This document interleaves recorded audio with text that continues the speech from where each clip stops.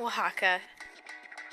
It's a city in southern Mexico known for its rebellious attitude, ridiculous traffic, and amazing food.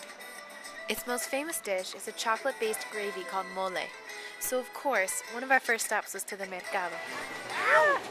Mercado is Spanish for market, and in Mexico, it's always a crazy environment with people walking everywhere, selling everything from fresh fruits to clothes to souvenirs, household items, and various arts and crafts.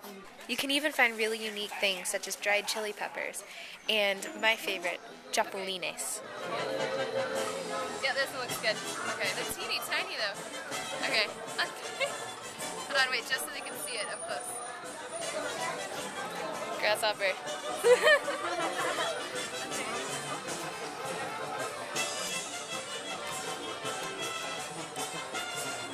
Oh, almost forgot about the pastries.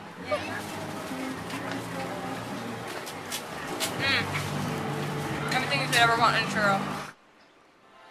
Next up was the city's largest church called Santo Domingo. Every square inch of the place was covered in gold. It was so spectacular and mind-blowingly ornate.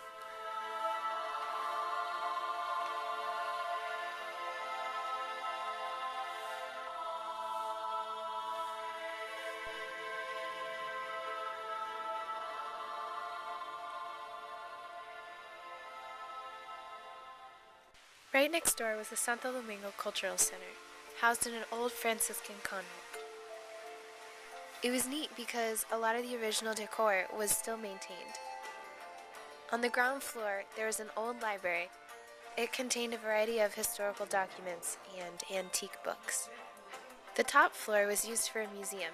It had several pre-Hispanic artifacts on display, some of which came from the tombs of local archaeological sites. There were also paintings and other cultural relics. In the very back of the complex, there was an outdoor patio that offered a fantastic view of the surrounding countryside.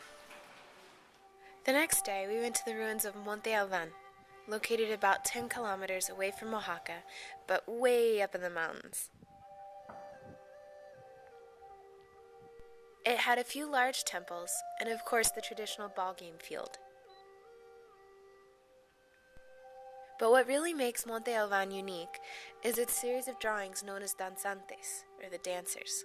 In recent years, though, archaeologists have said that they weren't dancers at all. Instead, they were prisoners being tortured. The next day, we went on an organized tour to 5 locations around Oaxaca. First up was the Tule tree, a massive cypress in the middle of the town of Tule. It's famous because, according to the Guinness Book of World Records, it's the widest tree in the world. After that, we went to a textile mill in the nearby town of Teotitlan. They showed us how they make all of their products completely by hand, starting with spinning wool into yarn. Then, they make their own dyes using natural ingredients. Threads come from grinding up cochinillas into powder and mixing it with water. Cochinillas are the parasites found in cactus leaves.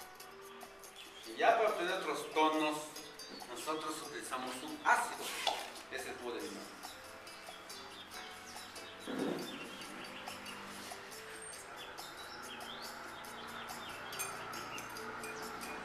Secar diferentes tonos de naranja. Y ya con estos 4 colores básicos hemos logrado 126 tonos.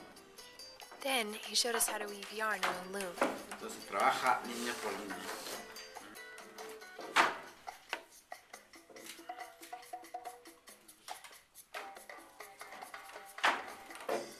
Next was a trip to a mezcal factory. 8 a 10 años para poder cosechar el agave, ¿ok?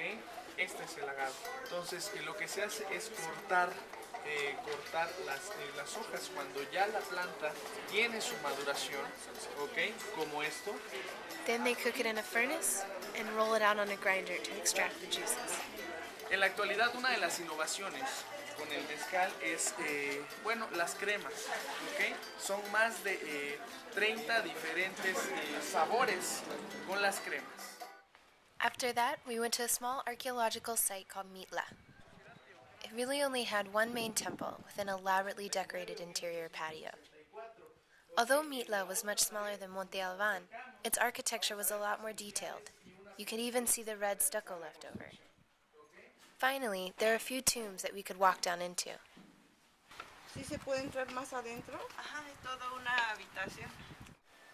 Our last stop was to Hierve el agua, a freshwater spring located at the very edge of a mountainside.